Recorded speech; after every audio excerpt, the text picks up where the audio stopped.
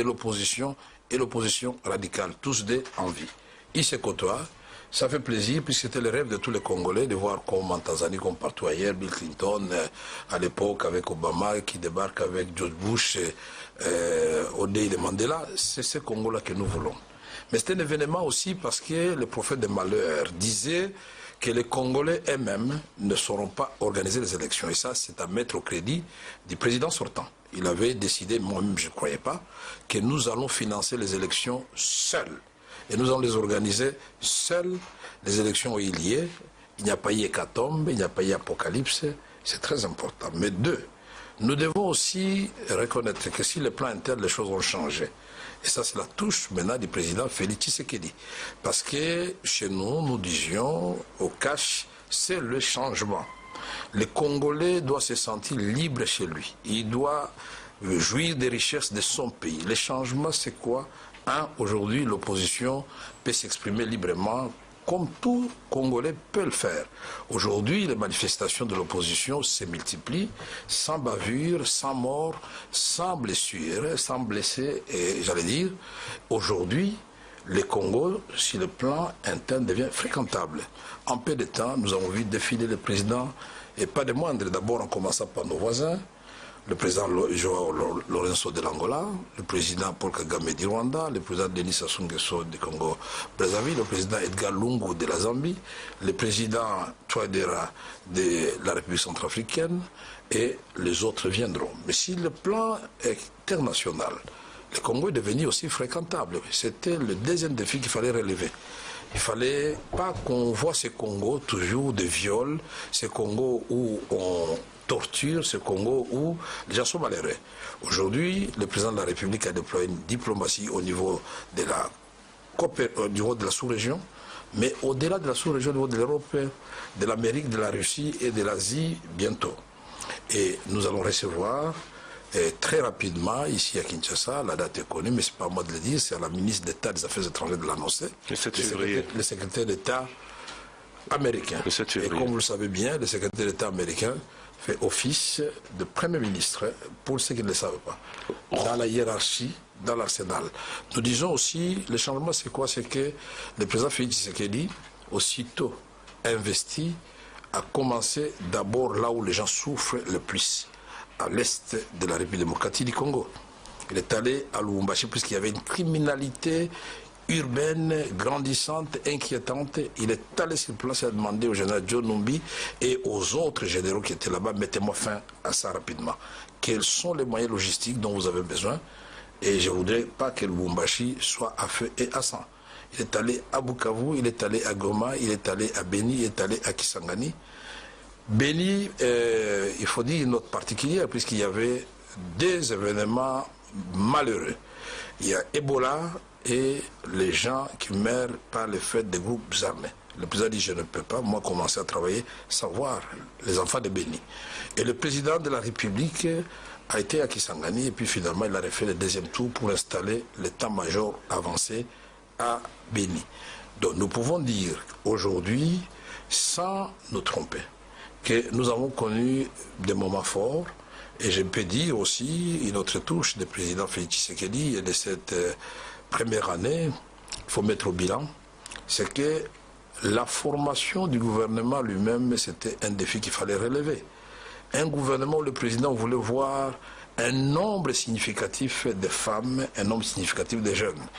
Je ne trahirai pas ici le secret d'État en disant que la feuille du Premier ministre, la copie, a été remise au moins 3 fois parce que le président n'était pas toujours satisfait du niveau de représentation des femmes et du niveau de représentation des jeunes. Aujourd'hui, on peut le dire, ce n'est pas suffisant, mais approcher le 20% pour les femmes au gouvernement, c'est pour la première fois depuis 1960.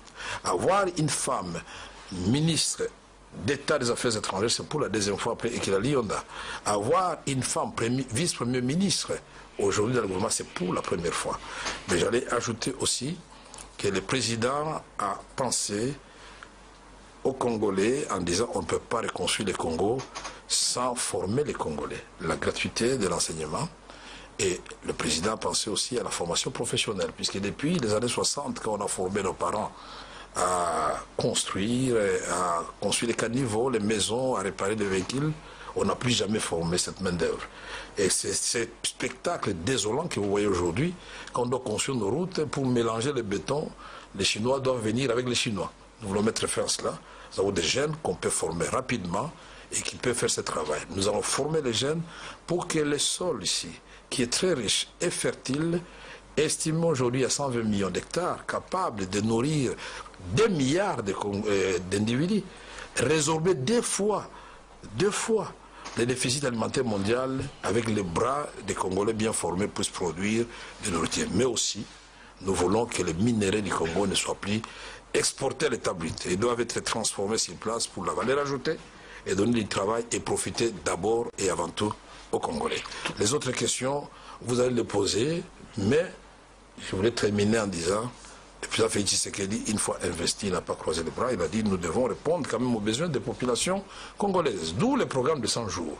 Je crois que c'est de cela que nous allons parler aujourd'hui. Notamment, le président a cohabité avec les ministres 100% FCC. Les gens ne se souviennent pas ça assez, puisqu'il n'a pas attendu. Pendant 6 mois, nous avons travaillé avec les ministres 100% FCC et on a démontré qu'il n'y a pas de mauvais et de bons de côté.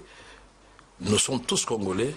Et quand le système est mis en place, et quand il y a une volonté affichée, d'abord par les chefs, tout le monde peut travailler. Et nous avons fait des choses en peu de temps que le même ministre qui était au même poste n'ont pas pu faire avec plus de moyens. Voilà le miracle que nous appelons le miracle de Félix Tshisekedi. Voilà, c'est pour vous avez brossé tous les aspects positifs, mais maintenant il y a des aspects négatifs qui font craindre le pire pour la suite. Et je repose ma question, est-ce qu'on peut résumer aussi l'an 1 de la tendance démocratique avec, par les échanges courtois, entre guillemets, d'abord du président de la République à l'égard de la coalition et ensuite de la présidente de l'Assemblée nationale qui a rappelé certains principes de la Constitution. Oui, nous sommes dans ce qu'on appelle une œuvre humaine. Vous savez que la route qui mène vers l'espérance n'est pas une ligne droite, elle est jonchée d'obstacles, je dirais même, mon père me disait, c'est une ligne brisée. Mais la capacité des hommes d'État, la sagesse, l'intelligence, justement, c'est de savoir contourner les obstacles. Les FCC et CACH ont eu beaucoup de réunions. Nous avons même un comité de suivi que nous avons mis en place, qui travaille. Les deux autorités morales se sont fréquentées plus de 6 fois, chacun allant vers l'autre, dînant ensemble et discutant de la façon dont il faut encadrer cette première année fragile de cette coalition. Ça ne devait pas être facile, c'était une expérience inédite dont nous n'avions pas de précédents ou de brouillons ou des ratés dans le passé sur lesquels nous devions nous référer pour dire bon, nous allons corriger ceci, cela. Donc nous sommes les premiers cobayes à commencer cette coalition. Et moi je pense que la démocratie à l'africaine, ça n'engage que moi. Nous devrions cesser d'avoir des situations où les gagnants gagnent tout, ils écrasent les perdants, et ce qui a toujours été à la base des guerres, et où les perdants perdent tout et ils se retrouvent dans la brousse pour créer une rébellion. Depuis 1960, c'est pour la première fois que nous terminons les élections sans création de rébellion. Et vous devez vous rappeler, rébellion de Moulélé, je ne vais pas parler de CNDP, je vais vous rappeler M23, je vais vous rappeler RCD, MLC. Donc à chaque grande échéance qui porte espoir, chez les Congolais, il y a une rébellion qui prend naissance. C'est pour la première fois on franchit le cap de l'an 1 sans que l'on prenne qu'il y a une rébellion qui vient de naître dans un coin du pays. Et nous croisons les doigts et nous allons travailler pour que ça n'arrive pas. Je reviens à ma question. Est-ce que les propos entendus ces derniers jours, d'abord du président qui ne semblait pas content de la coalition, puis de Mme Mabunda, peuvent faire craindre le pire pour la suite? Non, moi je suis optimiste de nature. Et c'est le contraire qui allait d'ailleurs étonner. Comment on peut faire une année sans avoir de petits incidents, de grands incidents? Ça doit arriver même dans votre famille, M. Lusakoueno. Il arrive que vous ne vous entendez pas avec votre frère, mais ce n'est pas pour autant qu'il cesse d'être votre frère. Vous devez trouver les voies et moyens, les parents doivent intervenir pour vous ramener au bon sentiment. Donc, nous avons suivi des propos de part et d'autre. Mais quand le président de la République, il ne faut pas créer la confusion dans les têtes de vos auditeurs. Il faut être précis. Je sais que vous êtes en train de parler des déclarations du président à Londres. C'est de cela qu'il s'agit. Tout à fait. Très bien. Le président a pris l'habitude, et moi je l'encourage, c'est une marque de fabrique signée Félix Tshisekedi. Et ça ne pouvait pas être autrement, parce que c'est le peuple d'abord. Partout il passe, que ce soit à Kinshasa, il a l'habitude de s'arrêter même devant la porte de la cité de l'OIA. Il y a les gens qui touchent même les cortèges, des choses que vous ne voyez pas ni à l'époque de Mobutu, ni de le papa Laurent Désiré Kabila, ni de Joseph Kabila. Vous approchez le cortège où on vous chasse, vous êtes à 20 mètres. Il est à côté du peuple. Donc lui, il s'adresse au peuple. Et là, il a dit qu'il devait rendre compte de la redevabilité. Voilà encore quelque chose auquel les gens n'étaient pas habitués. Partout il passe, il rend compte. Voici comment les pays avancent, mais je rencontre des obstacles. Si ces obstacles continuent, je vais les faire sauter moi-même. Il n'a pas dit, à Londres, moi je vais dissoudre l'Assemblée nationale. Il n'a jamais dit. Il a dit, si on m'amène par la ruse, ou de façon inconsciente, à ne pas réaliser, concrétiser ma vision qui consiste à mettre avant tout l'homme congolais au centre de toute mon action, parce que je voulais laisser des traces indélébiles, je vais recourir à mes prérogatives constitutionnelles. Qui sont notamment la dissolution. Mais pourquoi on a mis ça dans la Constitution ? Évoquer la dissolution de l'Assemblée nationale n'est pas un délit, n'est pas une faute, ne peut pas conduire à la présidente de l'Assemblée nationale de dire nous pourrons même aller jusqu'à la mise en accusation. Ici, Christian, je voudrais que l'émission d'aujourd'hui soit une émission d'apaisement.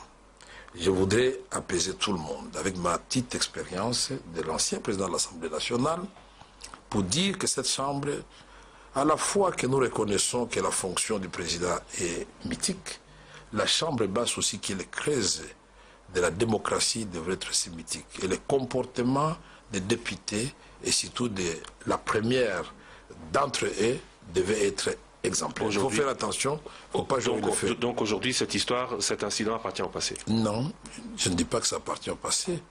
J'insiste et je persiste que l'on doit respecter le président de la République. Il incarne 90 millions d'âmes et des Congolais. On doit savoir qu'à cette fonction-là, on est garant de la paix, on est garant de la nation. Et je dois ajouter pour terminer que le président n'est pas responsable devant l'Assemblée nationale.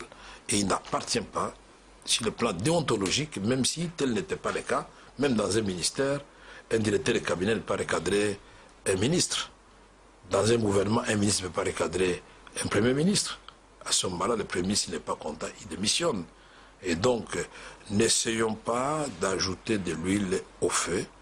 Nous allons tout simplement inviter Madame la Présidente de l'Assemblée nationale de comprendre qu'il y a des lignes qui ne font pas franchir. C'est ce que j'avais appelé hier la ligne rouge.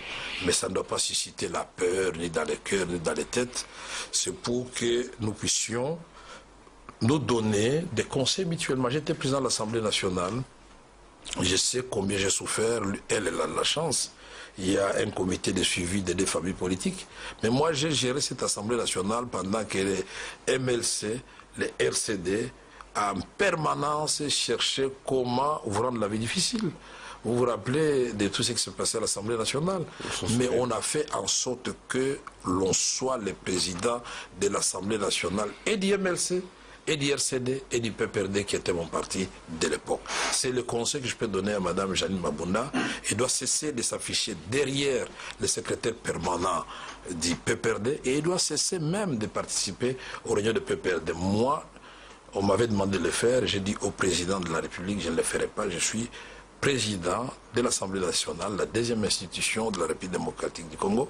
Je ne peux pas m'afficher derrière un secrétaire général ou secrétaire permanent du parti.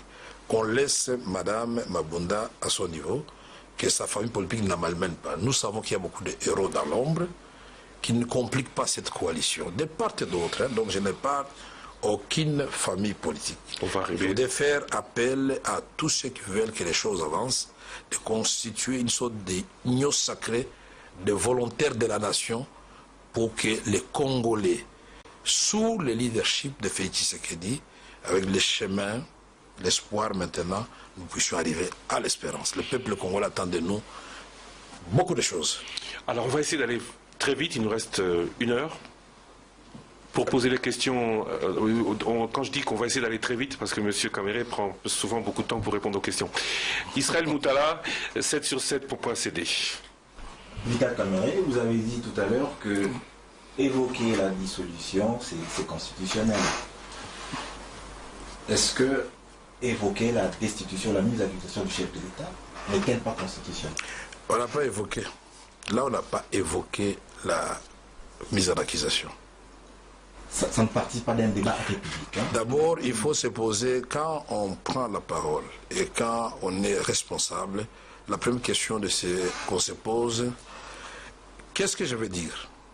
Deuxième question, est-ce que c'est opportun? Troisième question, dans quel contexte je dois le faire?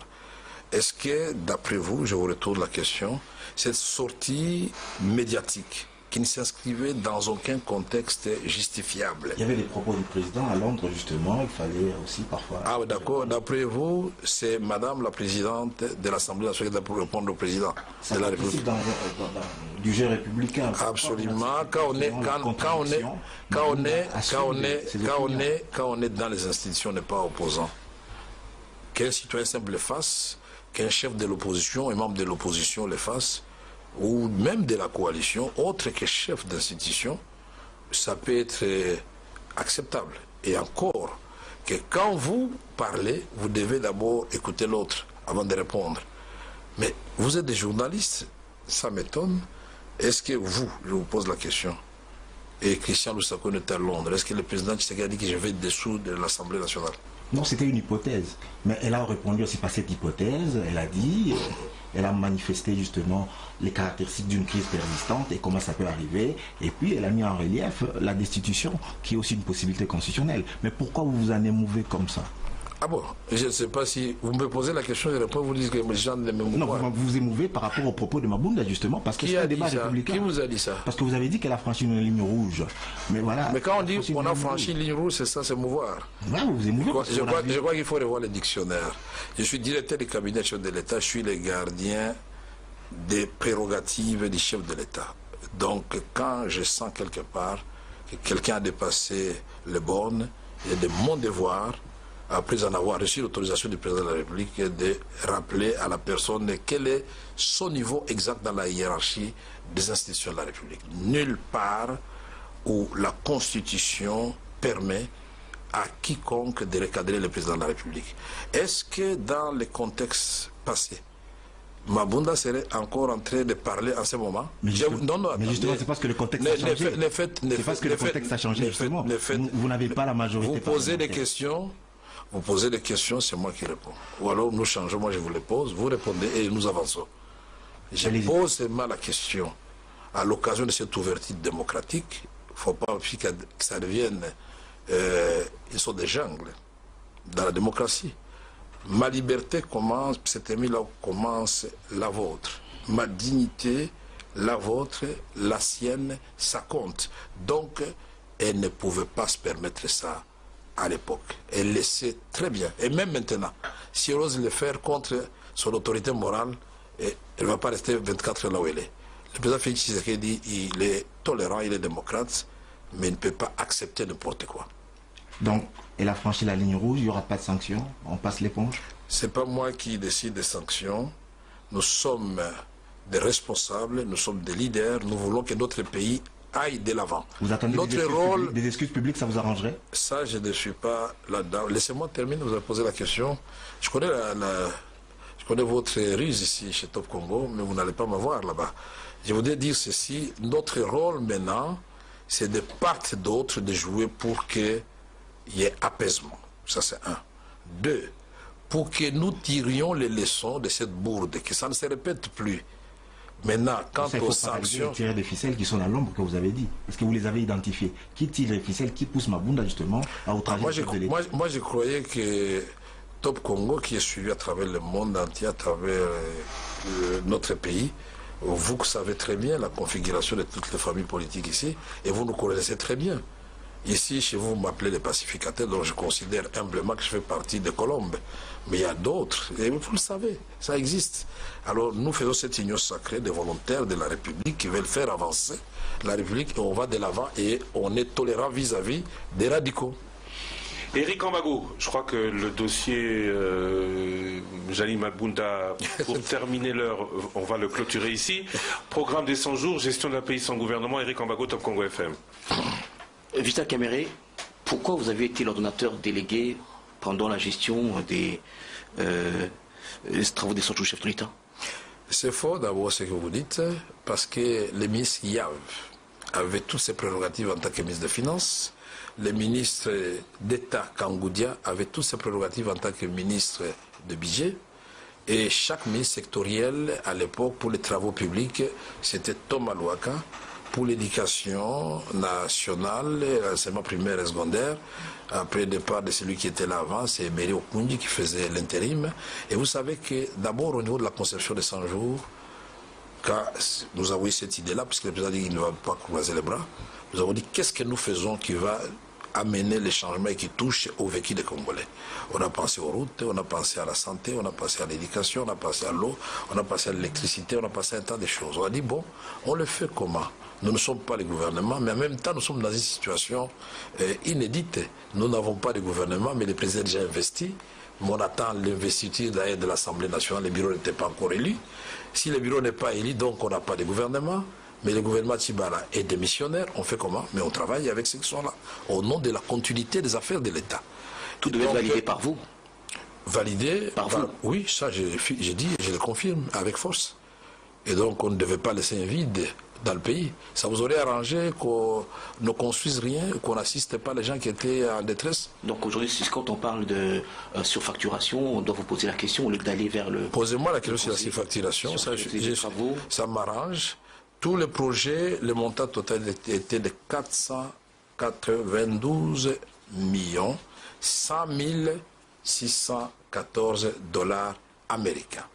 Parce que là-dedans, vous avez 70 millions des ports de Kalemi. Et pour le reste, je peux vous répondre point sur point. D'abord, tous les projets, c'était des projets qui avaient déjà été soit commencés, soit déjà adoptés suivant la procédure de l'appel d'offres. Ce sont des projets qui étaient dans les tiroirs. Le président Félix Tshisekedi n'a rien inventé. C'est sa volonté tout simplement de vouloir faire qui étonne tout le monde. Mais la route Kulumba, qui part du côté de Transco et qui vient sortir vers Pelende. Mais cette route existait, elle avait été réhabilitée à 10% par Forest. Pelende, 0%. Le président Tshisekedi a demandé qu'est-ce qu'il vous faut. On regarde les papiers qui étaient au ministère du budget, et le ministre du budget était là, le ministre des Finances était là, c'est autant. La route est terminée, le pont il est terminé. L'avenue Luambo qui a dit Kassavubu, Bokassa, on appelait ça Bokassa à l'époque, oui. Bokassa. Cette avenue existait, vous la regardiez, vous tous. Qui a été réhabilitée, mais aujourd'hui il y a des nids de poules quelques temps après, donc les travaux n'ont pas été effectués selon les règles de l'art. Ça, c'est pas un problème. C'est moi qui réponds à la question. Les nids de poules se trouvent dans la partie qui avait été asphaltée, qui avait été faite avant l'arrivée du président Félix Tshisekedi. Alors je vais vous inviter d'aller sur l'avenue Bokassa et me montrer les lignes de poules parce que nous sommes allés au-delà des attentes des Quinoises et Quinois. On a mis du béton, comme Maman Zouzou Mbombo l'avait fait à l'époque sur l'avenue Kassavubu, et cette avenue continue à exister jusqu'à aujourd'hui. L'avenue de l'université, même s'il y a eu éboulement à Livoulou, mais cette avenue avait déjà été attribuée à quelqu'un qui avait touché 5 500 000 $ américains. Et vous vous rappelez encore le gouverneur de l'époque, que je salue en passant, quand il avait dit, mais Mokoza n'a chance de Liboulou Mazengele. Vous avez oublié ça? Mais à cet endroit-là, Félix a mis du béton pour qu'il n'y ait plus de Liboulou Mazengele. Et cette avenue est totalement réhabilitée jusqu'à la chapelle de l'université de Kinshasa. Mais je peux vous citer des milliers, l'avenue du commerce totalement bétonné aujourd'hui. Quand nous prenons à Kinsuka ici, il y a de nouvelles avenues, même l'avenue Koutou, l'avenue de l'école totalement réhabilitée, le saute-mouton qui sera inauguré le 30 janvier pour votre information, parce que c'est attendu par les Quinois et les Quinois. On peut vous parler aussi des routes de l'intérieur du pays. Il n'y avait pas Kinshasa, il y avait OVD et Office des routes. Soit dit en passant, les directeurs de l'OVD, directeur général, le directeur général de l'Office des routes, étaient associés et à la conception et à la réalisation. Réveiller des entreprises publiques de l'État qui étaient considérées déjà comme des canards boiteux, où les agents étaient impayés. Et nous disons, nous donnons les marchés d'abord aux entreprises de l'État, et elles ont montré leur savoir-faire, et ces entreprises ont fait des soumissions auprès d'autres entrepreneurs. On se rend compte que la planification n'a pas été respectée, les travaux durent longtemps, il y a des questions, vous dites 492 millions de dollars, mais sur le terrain, on ne voit rien de ces 492 millions de dollars américains. Je vais vous dire, et j'aime bien cette question, d'abord, au niveau du décaissement, c'est-à-dire le taux de réalisation financière, c'est 64%. C'est-à-dire, c'est 64% de ces 400 millions qui avaient été débloqués jusqu'à ce jour. Mais au niveau des réalisations, je pense que les auditeurs veulent savoir. Parce que ce que je suis en train de faire, c'est la redevabilité. Nous sommes transparents. Nous voulons dire au peuple ce qui s'est fait. Et ça s'est fait avec combien d'argent? Aujourd'hui, de 64%, vous n'avez qu'à multiplier ces 492 moins 70, vous aurez le chiffre de l'argent qui est sorti et le taux de réalisation physique est de 70%. C'est pour la première fois qu'on voit ça ici dans notre pays. Pourquoi? Parce que quand l'OVD fait la soumission des marchés auprès des autres prestataires, ces derniers, pour avancer, et sur l'impulsion du président Félix Tshisekedi, qui voulait voir les travaux avancer vite, il y en a qui ont préfinancé les travaux. Dont nous parlons, il n'y a pas surfacturation. L'État doit aux opérateurs économiques, aux entrepreneurs de l'argent. Et si vous en doutez, allez au ministère des Budgets, au ministère des Finances, vous verrez qu'il y a des papiers qui traînent là-bas, des impayés, des gens qui ont terminé. Nous avons fait 119 écoles à travers le pays, plus de 45 centres de santé. En moins d'une année, dites-moi. Des marchés de gré à gré. Marché de gré à gré, je pense qu'on n'a pas suivi. Qui règle une certaine opacité aussi. Ce que j'aime bien chez nous, au Congo, et que nous devons, c'est une sorte d'antivaleur que nous devons combattre aussi, c'est que quand quelqu'un sur la toile écrit quelque chose, même un journaliste de renom comme Thierry Ambagoul est incapable de dire que est-ce que je peux vérifier? M. Kamer est quand même là, vous êtes accessible à M. Mais on vérifie, mais les documents, il y a du mal à avoir accès à l'information auprès de vous. Attendez. Vous avez les documents de l'Office de route, il est là. Je vais vous les donner à la fin. Vous avez l'OVD là, je vais vous donner à la fin. Et tout ça se trouve en ligne. Et donc, les gré à gré, ça n'existe pas. Ce sont des marchés qui existaient, et je l'ai dit au début de cette émission, sous le président Kabila. Les écoles, ce sont les écoles que le ministre Matata avait commencé, que nous sommes venus terminer pour les îles. Elles étaient presque terminées, d'autres à moitié terminées. Moi, je suis un homme sincère. Et d'autres n'avaient jamais connu un début d'exécution. L'hôpital de Manono, un grand hôpital, mais il était presque à la fin. Nous n'allons pas dire que c'est l'œuvre à 100% du président Félix Tshisekedi. Tout n'est pas 100 jours alors. C'est 100 jours, puisque quand vous venez, c'est comme ça que c'est ça qu'on construit un pays. Si Joseph Kabila a posé sa brique, le président Félix Tshisekedi vient poser sa brique, mais chacun avec sa touche. Je suis d'accord au nom de la continuité de l'État. Les journalistes que nous sommes sont partis à la source. L'accord qui est pris entre le gouvernement et les entrepreneurs était versement de 60% à la fin des travaux, versement du solde. Aujourd'hui, pourquoi tout est bloqué? Versement de quoi? 60% au début des travaux. Vous avez parlé de financement par les et puis à la fin des travaux. À la fin des travaux, solde. Aujourd'hui, vous dites 70%. Donc les 30%, le gouvernement reconnaît ne pas les avoir versés encore, parce qu'il attend la fin des travaux. Qu'est-ce qu'attendent les entrepreneurs pour terminer ces travaux? Les entrepreneurs sont totalement asphyxiés. Ils ont préfinancé. Mais il ne faut pas oublier, puisqu'il faut que nous soyons sincères aussi. Entre-temps, nous sommes entrés en discussion avec le Fonds monétaire international. Mais nous étions en discussion depuis longtemps. Il ne faut pas dire qu'un mois après l'arrivée du gouvernement ici de l'Assemblée nationale, il faut mettre ici le crédit de ce gouvernement, la réussite de discussions avec le Fonds monétaire international. On avait commencé avec le ministre Yave, les ministres qui étaient là à l'époque, et d'autres qui sont venus, chacun a donné le meilleur de lui-même, y compris le ministre du gouvernement Ilunga. Et donc, il y avait des conditionnalités. Et quand M. Kamere travaillait sous le leadership du président Félix Tshisekedi, je ne pouvais pas faire 2 semaines sans faire le point avec les représentants résidents du Fonds monétaire international, pour être sûr, pour démontrer qu'il est possible, tout en étant en programme avec le Fonds monétaire international, de privilégier le social. Puisque nous refusons, nous, le Félix Tshisekedi et moi, nous disons non. Si pour avoir un programme avec une institution financière internationale, il faut d'abord que les Congolais deviennent encore plus pauvres qu'avant, nous disons non. Voilà pourquoi je m'insurge contre cette gestion où on fait plus attention aux attentes de l'extérieur qu'aux attentes du peuple congolais. Oui, l'inverse devait être justement les réflexes du ministre des Finances, du ministre de l'Économie, du Premier ministre.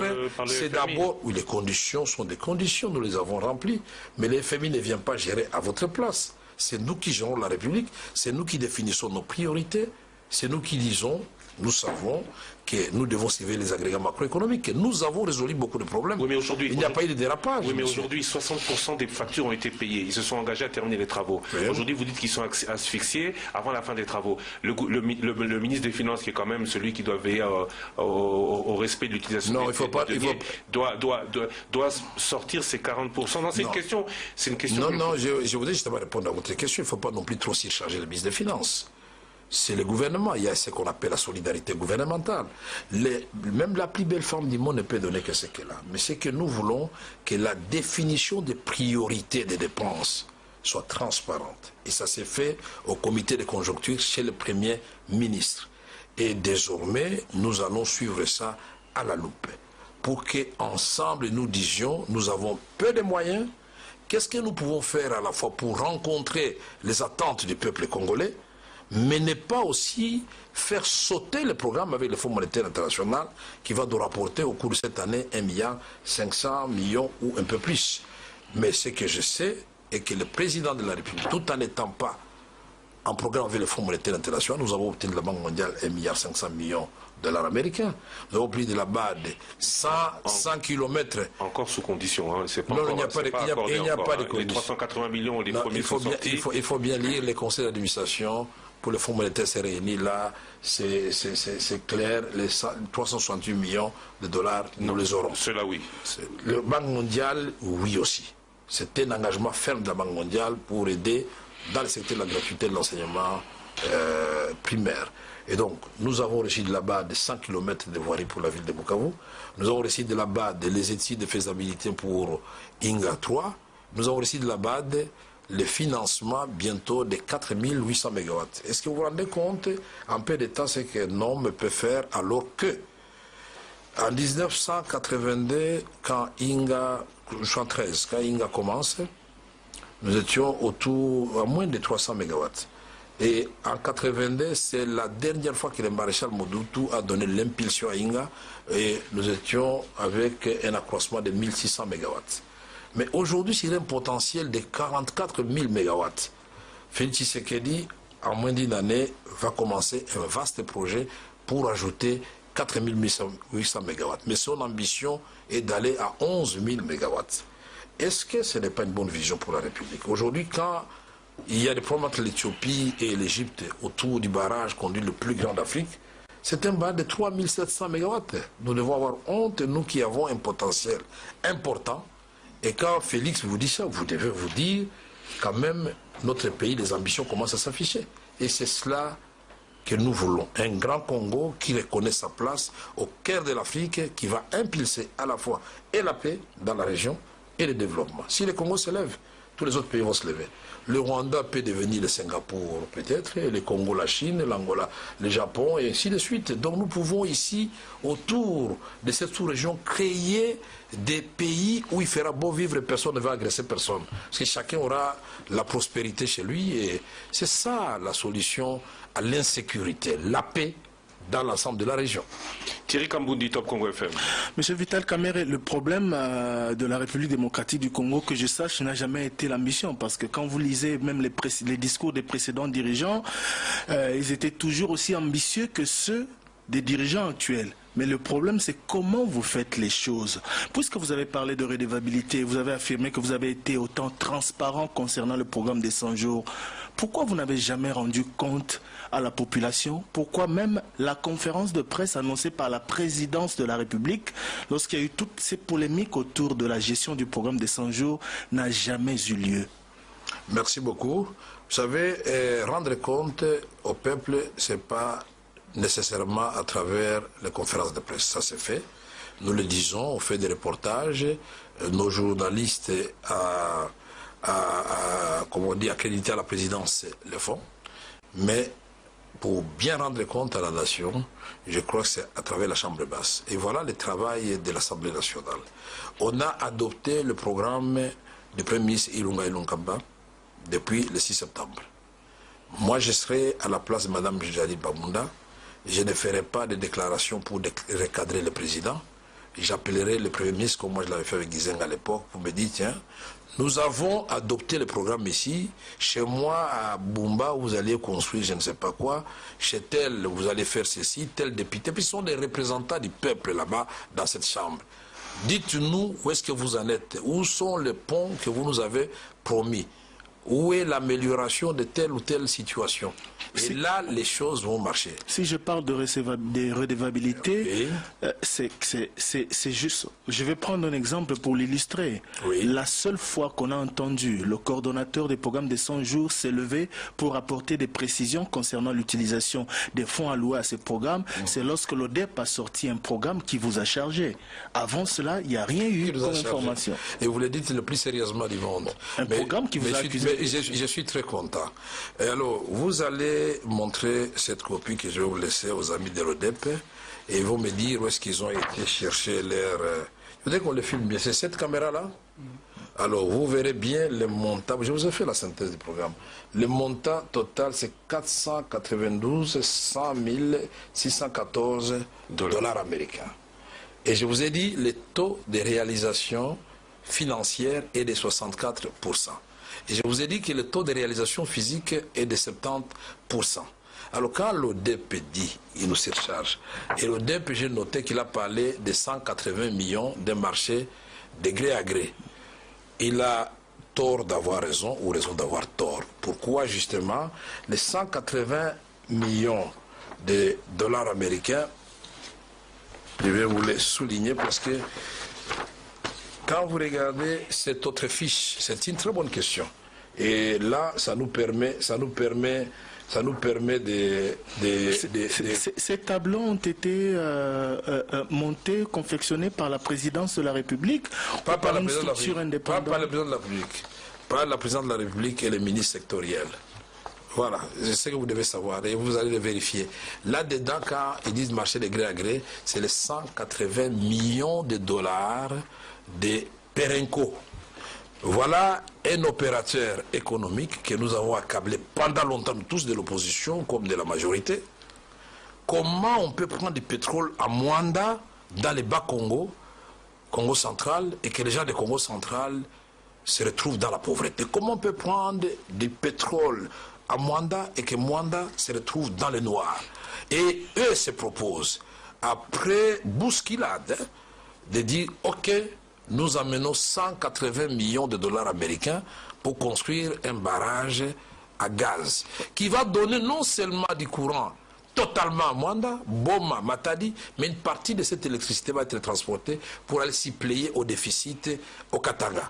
Et donc ça, vous appelez ça marché de gré à gré. Je reviens, monsieur. Il a son argent, si vous le permettez. Il vous l'apporte, il vous dit, je vais vous construire le barrage. Et nous allons dire, non monsieur, nous sommes dans les modalités pour faire aboutir ça. Le président Monsieur Kamerhe, je reviens si vous le permettez. Il a visité les installations de Perenco et il n'a pas été très tendre avec eux. Il a dit, même si vous allez construire le barrage, moi je ne suis pas encore convaincu que la manne pétrolière profite aux population du Congo central. Monsieur Kamere, et aux Congolais. merci beaucoup pour toutes ces infos. Je reviens au programme des 100 jours avant de passer peut-être à la composition du cabinet du président de la République parce que ça fait partie de ce chapitre. Ça vous intéresse aussi? Oui, absolument. Très bien, allons-y. Voilà. Est-ce que vous voyez la souffrance de la population à Massina, des bonhommes, Mokali, à Pascal, ces gens qui souffrent à cause des embouteillages pour des travaux qui ne se font pas? Je vous entends parler avec une certaine, un certain relâchement, alors que les Congolais souffrent au quotidien. Les embouteillages ont accru à Kinshasa suite aux travaux des sautes-moutons qui ne se font pas ou presque partout à travers le pays, la ville. Vous savez, messieurs les journalistes, quand vous posez une question, il faut faire aussi attention. Parce que quand vous affirmez dans votre question des choses qui sont fausses, elles peuvent être de nature à révolter aussi la population. Quand vous dites que les travaux ne se font pas, puisque les travaux ne se font pas, donc il n'y a pas d'embouteillage, donc la route est restée telle que le président Kabila avait laissé. Je parle des chantiers qui sont à l'arrêt. Ah, les chantiers à l'arrêt, là vous avez évolué. Je peux citer Bitabé. Oui, d'accord, vous avez évolué. Très bien, mais c'est bien.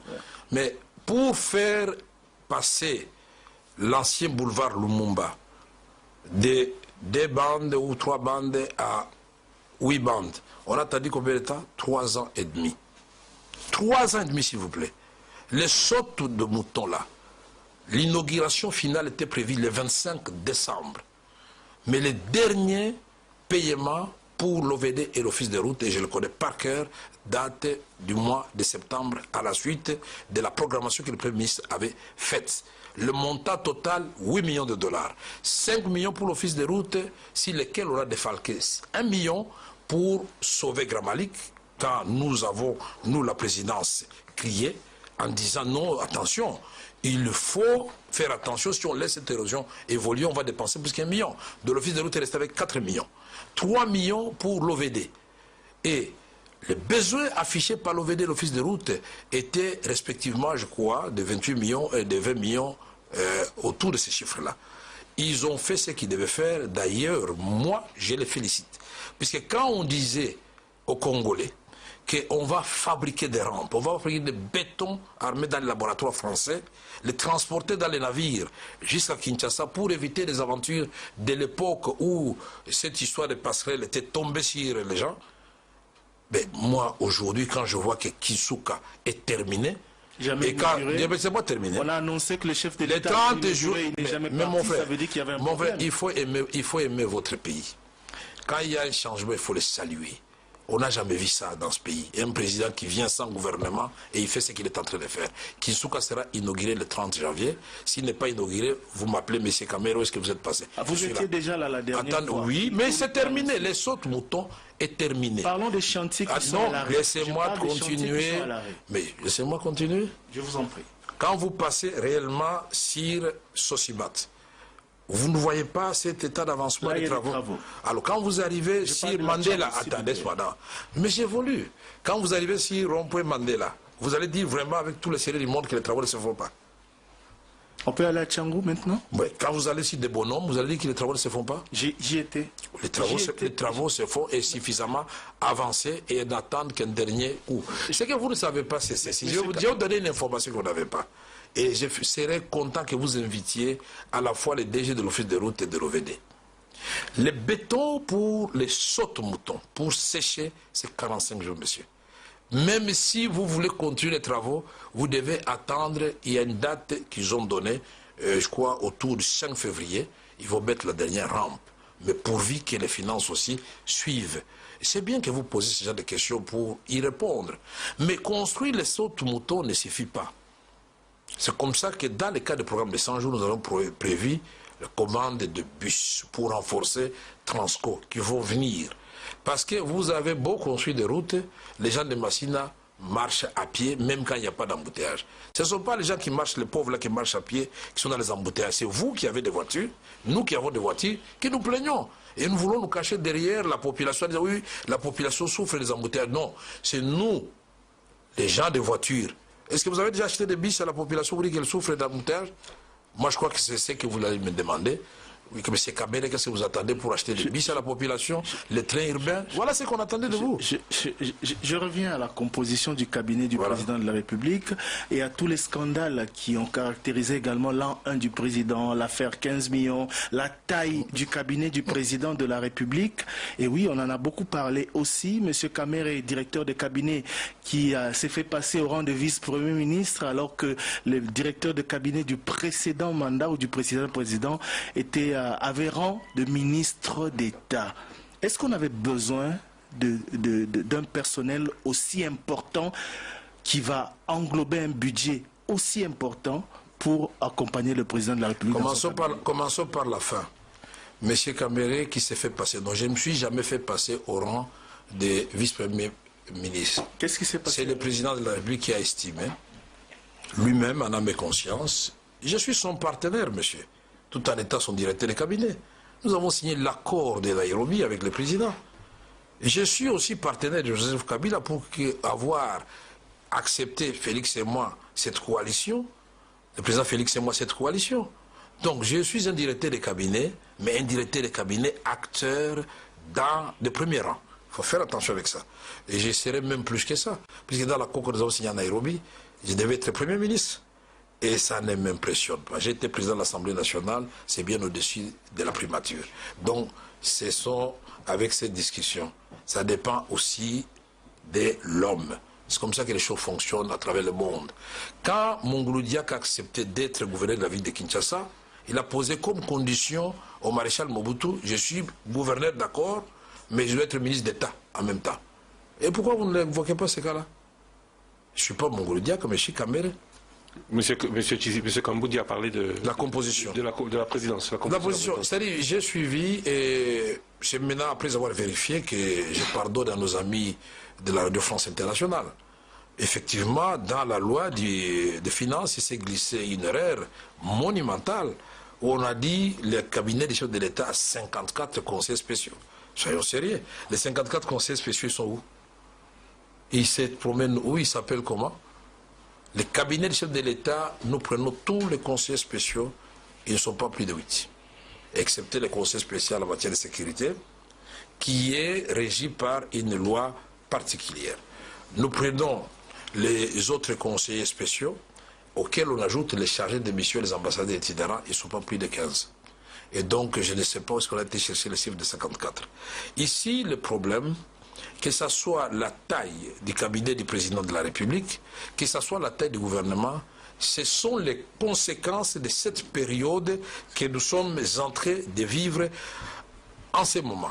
Nous sommes dans une expérience inédite où le président de la République n'a pas la majorité au niveau de la Chambre, où pour la première fois nous avons un gouvernement de près de 70 membres du gouvernement. Pourquoi on n'a pas posé la question de la taille du gouvernement?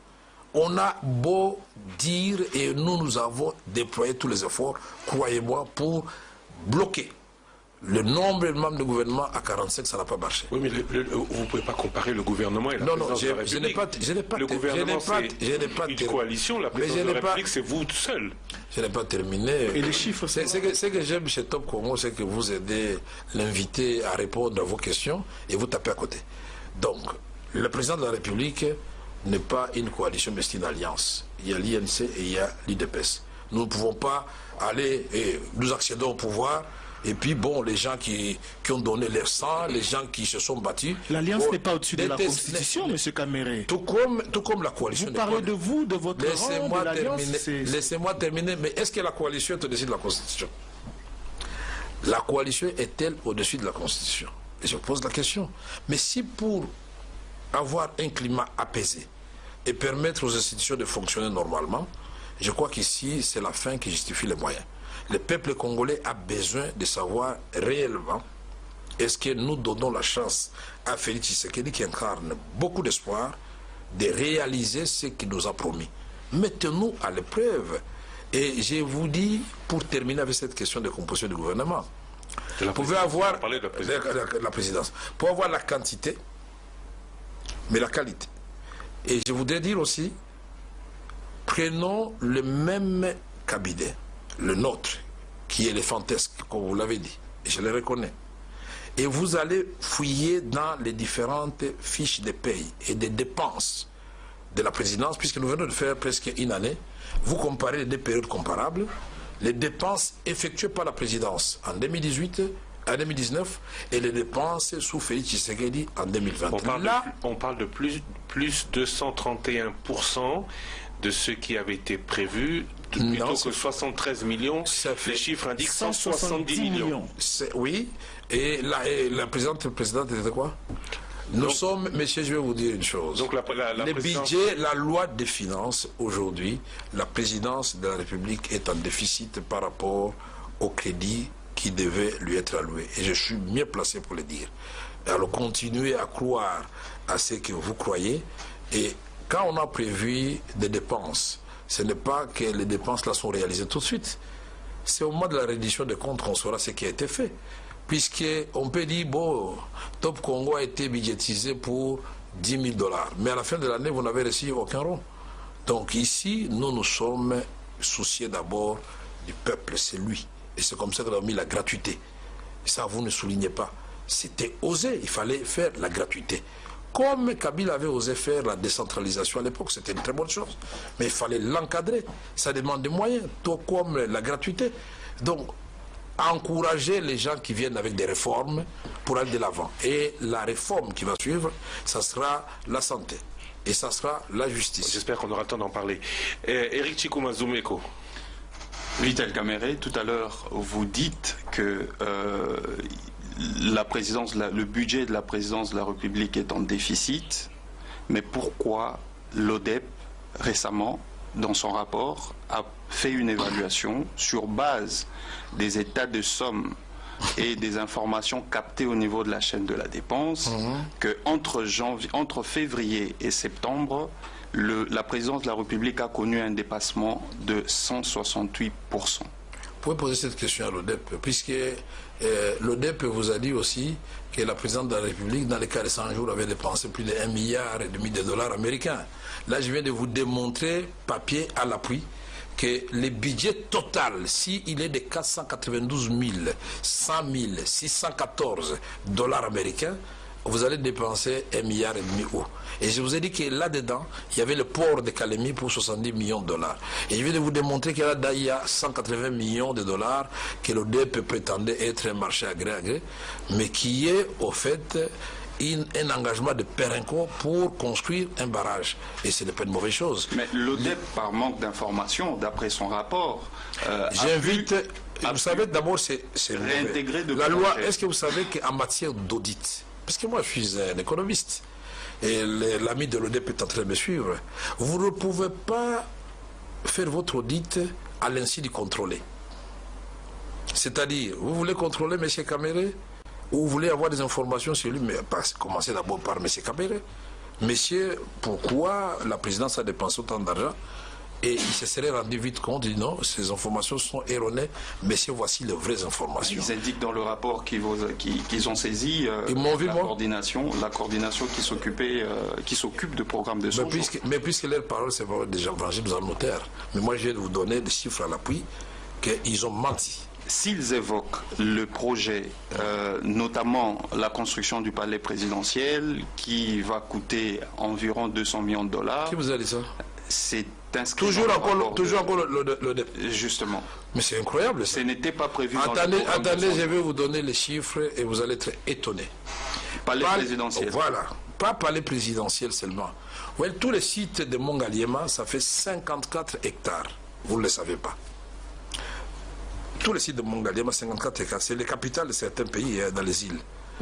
Tous les sites de Mongaliema, c'est 13 km de route là à l'intérieur des sites de Mongaliema. Ça, vous ne le savez pas. Tous les sites de Mongaliema, c'est plus de 1000 maisons qui sont là-dedans. Ça, vous ne le savez pas non plus. C'est des écoles dans les sites de Mongaliema. Et voilà, les marchés. Vous pouvez appeler M. Willingopos, il est en Suède à l'étranger. Le Premier ministre peut venir confirmer ça ici. Nous avons bien fait les choses. Ces marchés-là, pas pour le palais présidentiel, pour l'ensemble des sites, c'est 67 millions de $ américains. 1 kilomètre de route asphaltée coûte combien? Comme ça, vous pouvez commencer à faire 1 million de $, ça alors, dépend des standards. Commencez maintenant des déductions. Et là, vous allez voir les maisons et tout ce qu'on doit réhabiliter, y compris le parc d'attraction qu'il a, c'est 54 hectares. Alors quand vous me parlez, quand l'ODEP vous dit 200 millions, et moi je vous dis près de 70 millions, et vous pouvez avoir accès à ces documents, et c'est la société Malta Forest qui le fait. Vous pouvez aller voir la société Malta Forest. Donc je suis en train d'apprendre des choses, et c'est bien que vous ayez posé cette question, puis si vous ne l'avez pas posée, les Congolais allaient croire que c'est vrai. Et le président a même dit, ce n'est pas une priorité. Commencez par le palais qui va coûter moins cher, moins de 10 millions de dollars, et lui, il n'est pas allé trop loin, il a choisi, pour minimiser les coûts, l'ancienne maison de Kassavoub qui était complètement détruite. Lui, Christian a déjà visité ces bâtiments-là, et j'invite les gens de Top Congo. Je crois que la meilleure façon de faire, c'est une visite guidée. Avec vous, nous irons sur le site de Mongaliema, et vous allez voir, non seulement, je termine, non seulement, Eric, non seulement, on est en train de réhabiliter les palais présidentiels. Au moment où je vous parle, 300 maisons sont déjà sur ce site-là. Dites les difficultés que connaît aujourd'hui la trésorerie de la République. La voirie allait déjà faire les aménagements internes. C'est 300 maisons pour les militaires modernes. Hein, et on va atteindre 1000 maisons dans les Kanchati. C'est un grand complexe construit et moderne, éclairé avec des laptops, avec tout ce qu'il faut pour les enfants. C'est un grand hôpital de référence qui vient d'être terminé au Kanchati. Tout ça en ce moment, quand même. À quand le décaissement du solde de la facture de programme de 100 jours?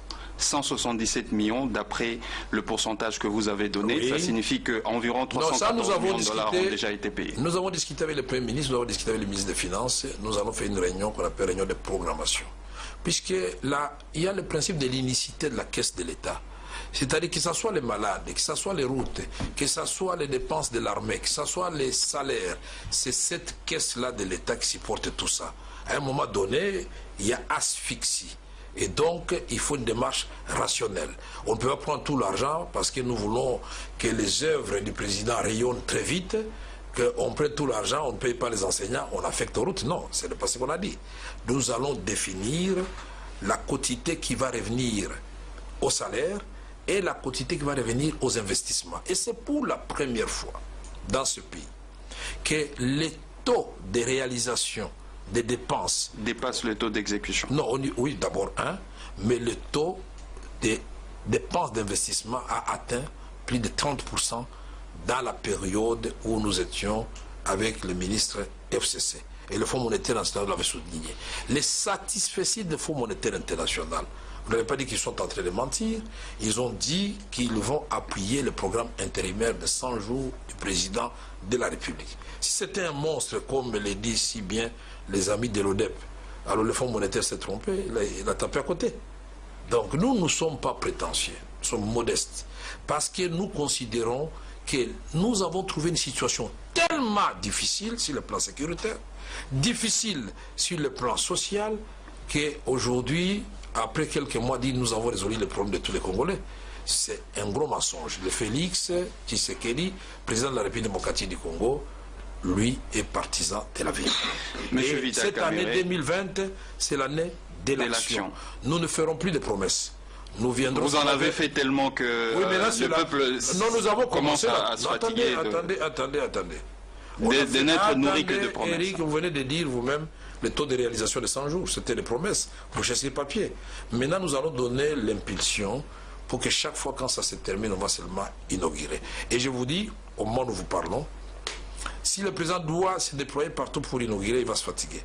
Donc nous allons montrer, chaque fois nous disons nous avons fait. On va bannir dans notre vocabulaire cette histoire, nous ferons, non. Nous avons fait. Ça sera comme ça. C'est ça l'année de l'action. Mais quelle est la position du président de la République et la vôtre personnellement lorsque vous voyez le pouvoir d'achat du peuple congolais s'est dégradé d'une année à une autre? Il y a une année, le dollar était à 1620, 1630. Aujourd'hui, on est à 1700. Non, c'était exactement 16,6. Aujourd'hui, on est à 1,7. 7,3, 7,4, ça dépend. Oui. C'est ça.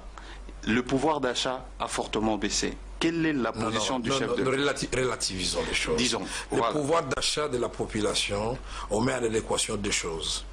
C'est qu'il touche comme salaire et les biens dont il a besoin pour satisfaire la ses dépréciation, besoins. la dépréciation ronge son pouvoir d'achat. Est-ce que vous pouvez me laisser répondre? Je vous en prie. Répondez à ma place. On met à l'équation deux facteurs. C'est-à-dire ce qu'il touche, les biens dont il a besoin, et c'est le prix de ces biens sur le marché.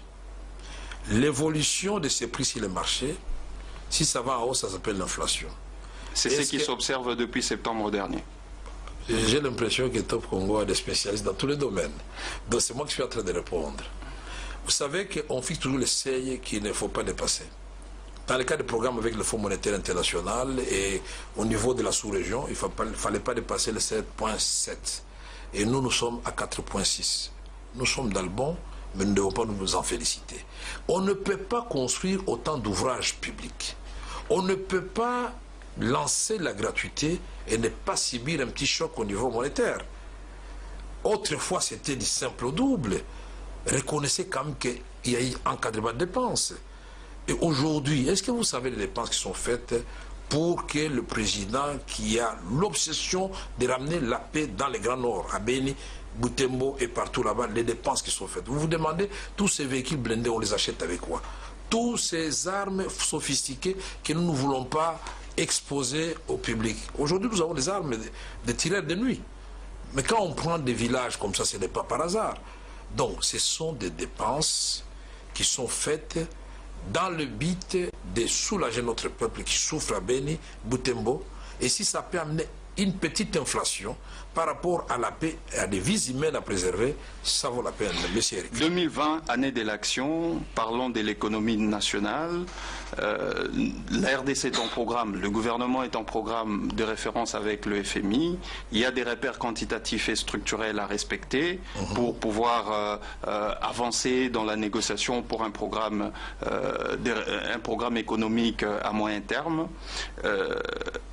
Quelle est la place de la restauration de la discipline budgétaire dans la gestion de l'exécutif national? Et vous avez reçu en même temps quelques propositions des ambassadeurs accrédités ici en République démocratique du Congo en ce qui concerne le climat des affaires. Comment allez-vous, les propositions pour l'amélioration du climat des affaires ici en RDC? Il fallait qu'on attende ça des ambassadeurs, c'est ça? Ils vous ont rencontré, ils ont rencontré le chef de l'État, il leur a... Oui, ce sont des propositions. Mais le chef de l'État avait déjà... Que faites-vous? Le chef de l'État avait déjà sa vision. Faire? Je vous ai parlé de la création de l'Agence nationale des climats des affaires. Qu'est-ce qui est fait c'est déjà fait. Beaucoup de choses sont faites. Nous sommes en train de diminuer et de supprimer toutes les poches de tracasserie. Nous avons été à Lubumbashi. À Kassoubale, ça c'était plus d'une centaine de services. Le président les a ramenés à 4. Et je ne dois pas dire que ça a été respecté à 100%. Mais au moins l'effort est fait. Et on est en train de faire ça partout. Ici, nous avons, quand nous disons que nous devons cesser avec des contrôles intempestifs. On dit, M. Kamere est en train de faire obstruction au travail de l'inspection générale des finances. Les contrôles réguliers, le premier contrôle qui s'est fait, c'est les régies financières qui disent non, monsieur l'opérateur économique, votre chiffre d'affaires que vous avez déclaré, il est faux. Et on fait ce qu'on appelle le redressement fiscal. Le contrôle de second degré, c'est l'inspection générale des finances. C'est un contrôle supérieur. Qu'est-ce qui se passe chez nous?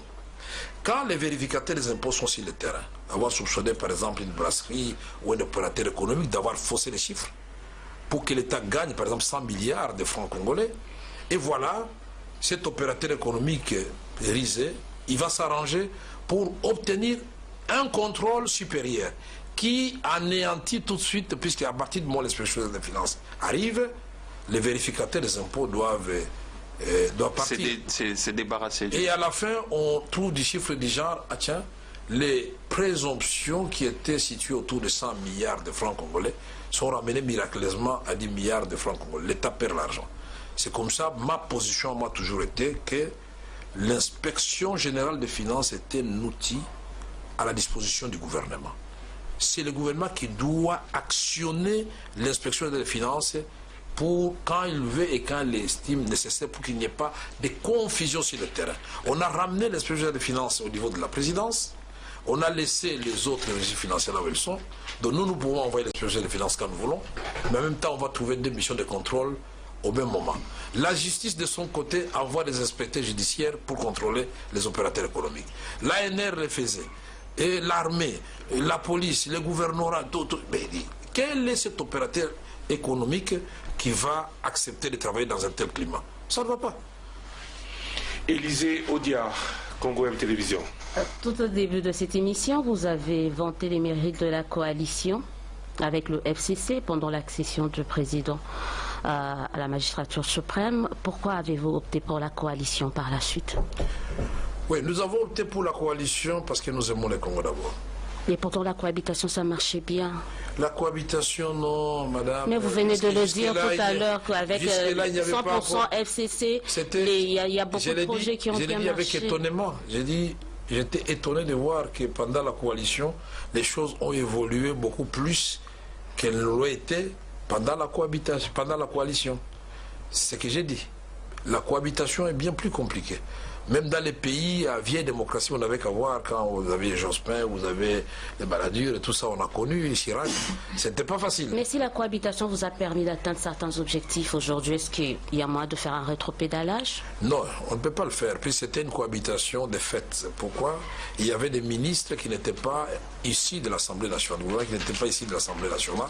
On était dans une sorte de transition pour attendre que les députés qui ont été élus puissent élire leur bureau et adopter le programme du Premier ministre pour que l'on forme finalement le gouvernement. Mais à tout point de vue, la coalition c'est une bonne chose puisque vous parlez, vous avez le sentiment d'appartenir à une même famille mais qui est au fait bipolaire, mais au moins vous avez des passerelles de communication. Donc je peux parler au Premier ministre Ilunga Ilunkamba comme à un ancien professeur qui m'a donné cours. Je peux parler au ministre des Finances Sélé, comme à un ancien étudiant à qui j'ai donné cours aussi à mon tour. Il peut vous parler comme le directeur de cabinet que vous êtes, un administratif. Absolument. Comme son grand frère, il m'appelle toujours. Un administratif qui n'a pas administratif. Il n'est pas administratif. Moi je suis administratif. Qui vous a dit ça? Qui vous a dit ça? Et pourquoi je signe le contre-essai des ordonnances présidentielles?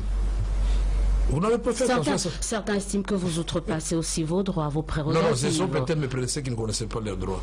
Quand vous répliquez, quand un directeur de cabinet réplique à la présidente de l'Assemblée nationale, on se dit, je vais vous poser la question qui a outrepassé les droits? Si vous avez connu Nimi Maïdika Ngimbi. Vous êtes dans cette lignée-là. Ah, moi j'adore.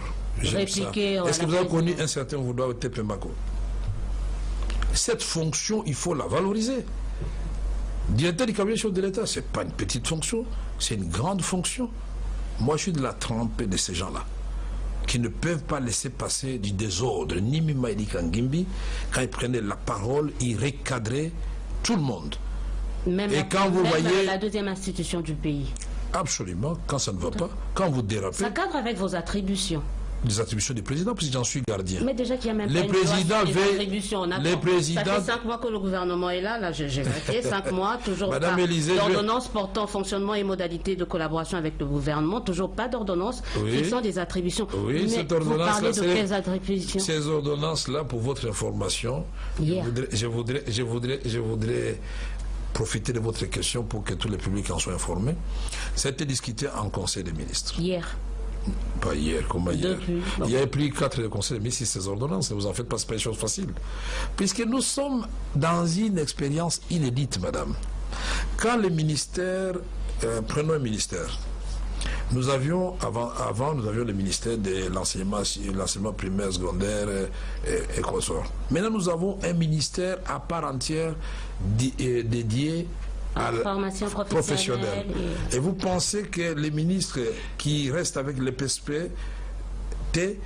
puisqu'on a ajouté technique, et celui qui a la formation professionnelle vont comprendre facilement la ligne de démarcation se trouve à quel niveau. Ils sont intelligents. Mais laissez-moi, on n'a pas dit qu'ils sont bêtes, mais nous disons en dialoguant, en discutant, on est en train d'arrondir les angles. Mais on a terminé. Il faut combien de temps pour ça? Parce que ça. J'aime bien Top Congo. Vous ne me laissez pas. Je trouve que les journalistes sont pris. Mais oui, quand vous 80% le temps.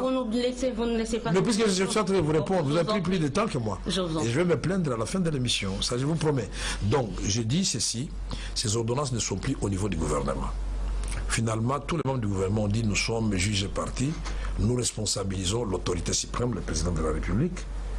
Et le président, lui, qui est gentleman, a dit bon, je vais consulter le Premier ministre et puis on va rendre ces ordonnances publiques. D'autorité, on va décider maintenant.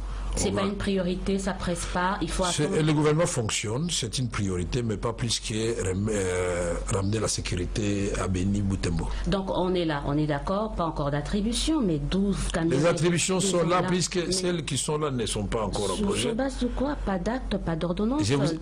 Des attributions tacites ou existantes déjà? Mais vous avez lu l'ordonnance qui m'a nommé? Elle fait allusion à l'ordonnance portant organisation et fonctionnement du cabinet du président de la République signé par le président Joseph Kabila, la continuité de l'État. Donc les attributions sont là. Tant qu'elles ne sont pas abrogées, je les exerce et avec force. Mais je crois que par exemple, vous avez cité Nimi, certains vous voyez sur les traces de Néhémie, parce qu'il se comportait aussi, selon certains comme vous, des directeurs de cabinet très en vue, qui parfois veulent prendre la place de certaines institutions. Non, moi je ne me comporte pas comme ça. Je ne vais pas prendre la place de certaines institutions. Vous pouvez répliquer à certaines madame, est-ce que vous pouvez me laisser terminer ne fût-ce qu'une phrase? Une phrase. Je vous laisse.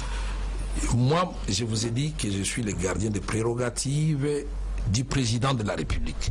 Ce n'est pas Kamere qui agit à ce moment-là. Quand je sens qu'il y a une institution ou une personne qui outrepasse ses attributions et veut grignoter sur les attributions qui reviennent exclusivement au président de la République, il est de mon devoir de les recadrer. Et ce n'est pas le président de la République qui écrit au ministre pour votre information, ni au Premier ministre, ni au président des institutions. C'est le directeur du cabinet de l'État au nom du président de la République qui le fait. Et j'en abuse pas. Et ils savent tous que je suis poli. Donc, ce n'est pas là le problème. Le problème, c'est de savoir est-ce que chacun de nous peut être comme Kamere, remplir complètement et avec force ses attributions, et les choses vont se porter très bien. Tout à l'heure, lors de certaines... Vous voulez les hommes faibles ou forts? Certaines sorties médiatiques du président de la République, mais également du directeur du cabinet du président de la République, laissaient présager... Une seule fois, voilà, hier. Laisser présager... J'ai fait une année sans sortie médiatique. Là, il le fait régulièrement. Laisser présager quand même une sorte de crise.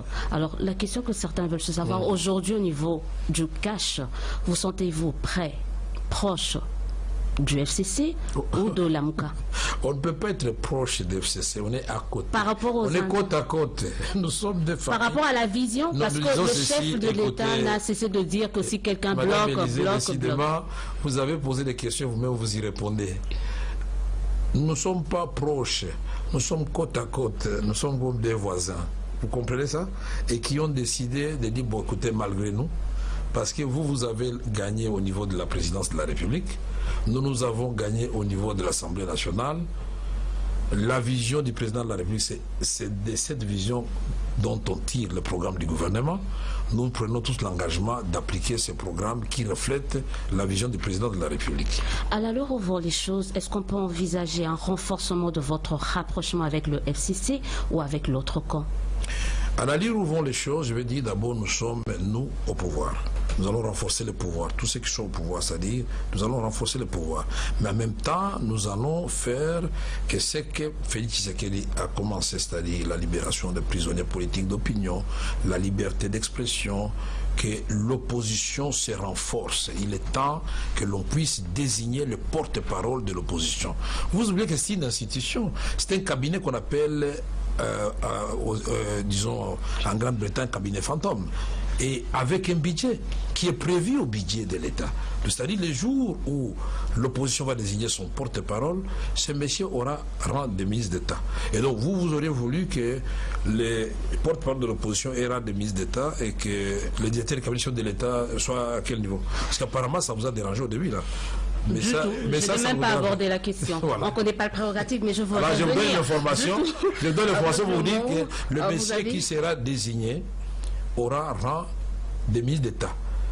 Et il sera encore plus avantageux que moi parce que lui, il va former son cabinet à lui. Il aura ces ministres qu'on appelle les ministres fantômes. Donc il y aura de l'emploi à donner aussi de ce côté-là. Donc au lieu que les gens passent leur temps à se disputer, et à ce moment-là, ils auront le moyen de contrôler le pouvoir en place. Pas question de dialogue, pas question de table ronde. Vous y allez avec le FCC, avec vos hauts et vos bas, avec vos différents... Est-ce que vous pouvez préciser votre... Vous faites allusion à quelle table ronde? Non, mais ça, c'est juste des concepts lancés. Certains appellent à des dialogues par rapport à la crise. Non, nous sommes fatigués avec les dialogues. Donc, vous y allez comme ça avec le FCC, non, avec vos hauts et vos bas? Non, attendez, madame. Nous avons quand même des gens pétris de beaucoup de sagesse et d'intelligence.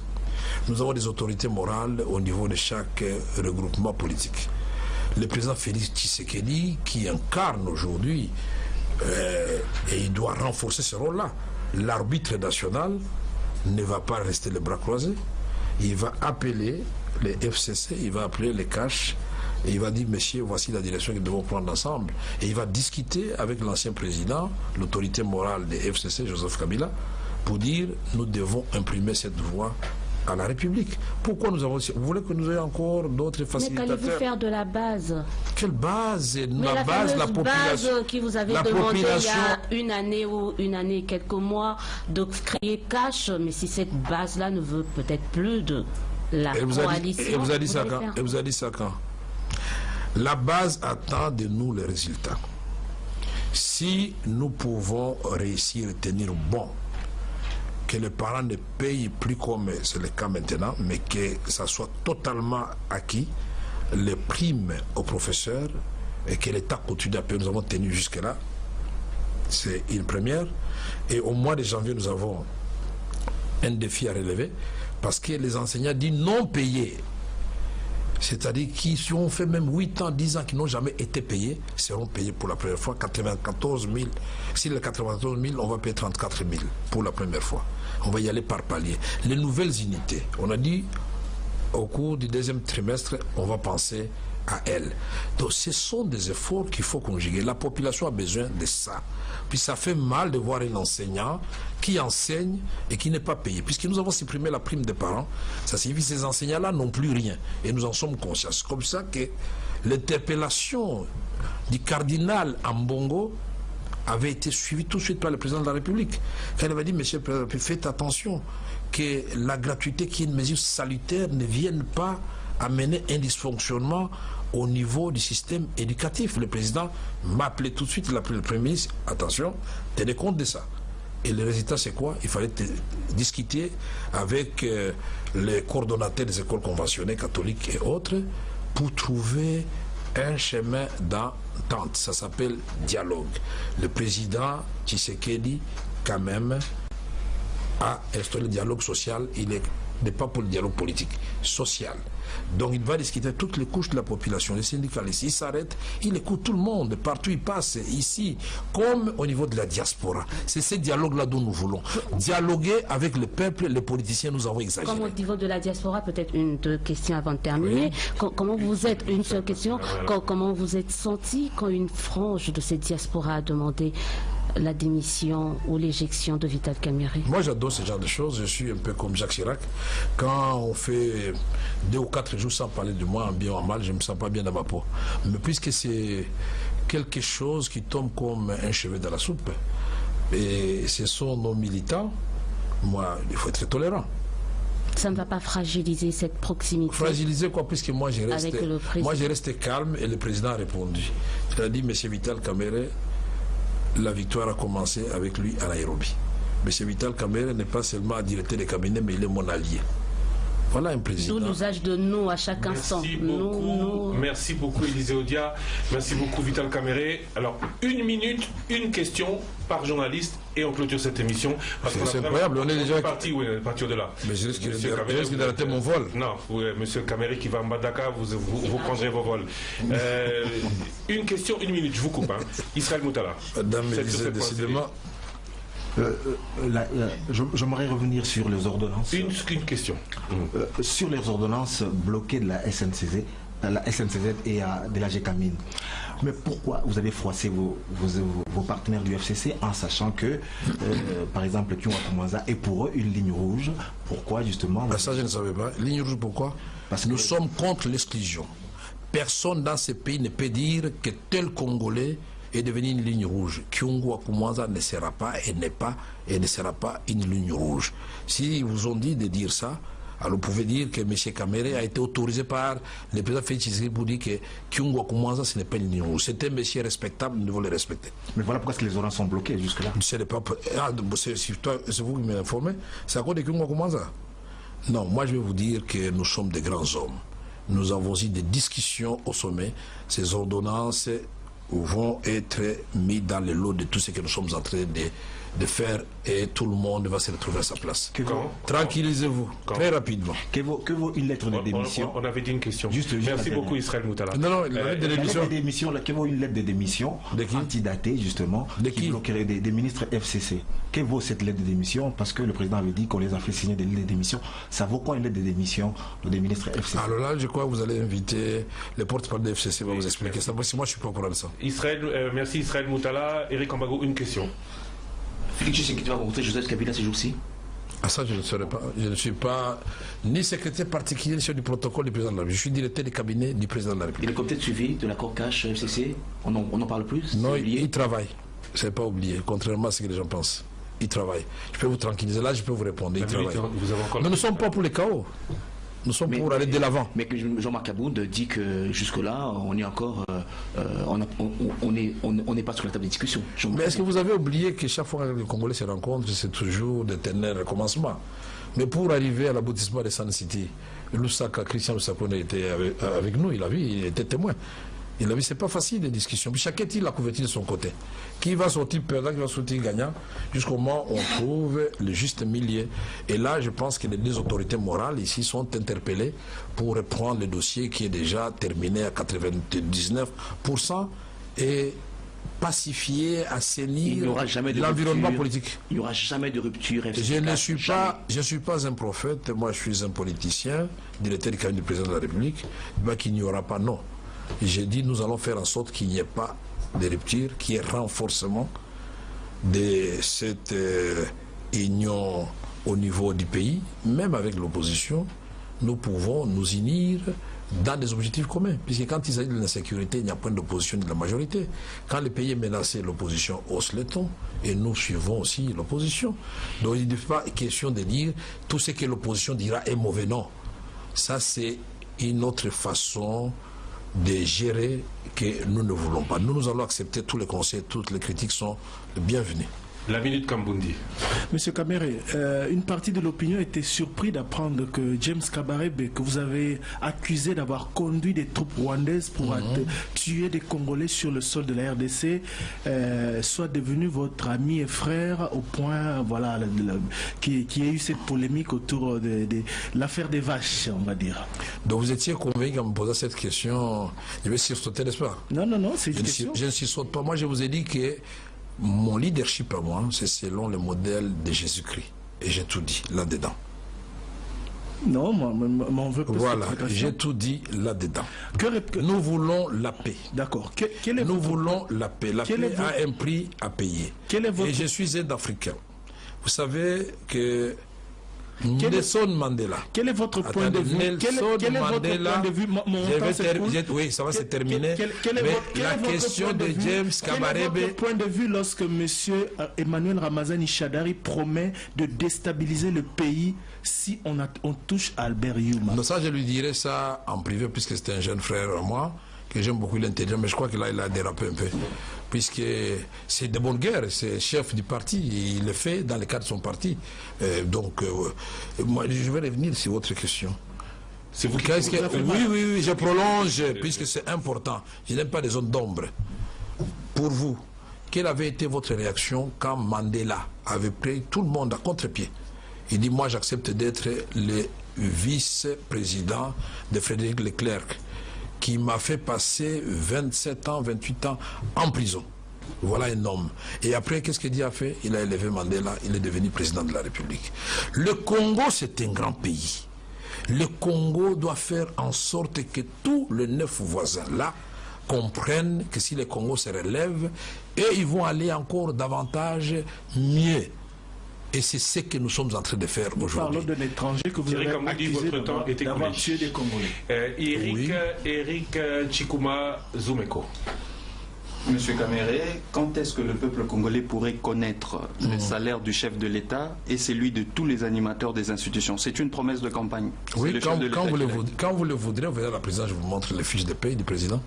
On ne peut pas en parler. Si je ne voyageais pas maintenant, on descendrait, je vais vous montrer ça. Et les salaires des directeurs et cabinets, je peux vous les donner tous. Vous voulez que je vous les donne maintenant? J'ai 12 millions de francs congolais. Chaque mois? Oui, chaque mois. Ça apparaît beaucoup, n'est-ce pas? J'ai 12 millions, je vous les donne tout de suite, j'ai 12 millions. Qu'est-ce qui est fait à votre niveau, au niveau de la présidence de la République, pour veiller à ce que le programme de référence se solde par un succès? Nous allons faire en sorte que nous travaillions en étroite collaboration avec le gouvernement. D'abord, moi, je participe au Conseil des ministres. Nous allons ou nous faisons? Nous travaillons. Mais vous allez poser votre question au futur. Qu'est-ce que vous allez faire? Alors moi, je vous réponds sur le futur. Si vous m'avez posé la question, qu'est-ce que vous faites? J'allais vous répondre au présent. J'ai fait comme le cours de grammaire. 2020, année de l'action, quelles sont les actions présidentielles qui seront menées pour lutter contre la corruption? La réforme de la justice, il faut la mise en place des magistrats, puisque ça relève exclusivement du président de la République, mais ne doit pas prendre n'importe quel magistrat, puisqu'il ne faut pas déplacer Saint-Pierre pour Saint-Paul, mais il doit le faire rapidement, donner des signaux clairs que ces magistrats-là nommés vont recevoir des assignations claires. Et c'est lui qui va contrevenir aux instructions du président de la République. Il sera frappé sérieusement par le Conseil supérieur de la magistrature.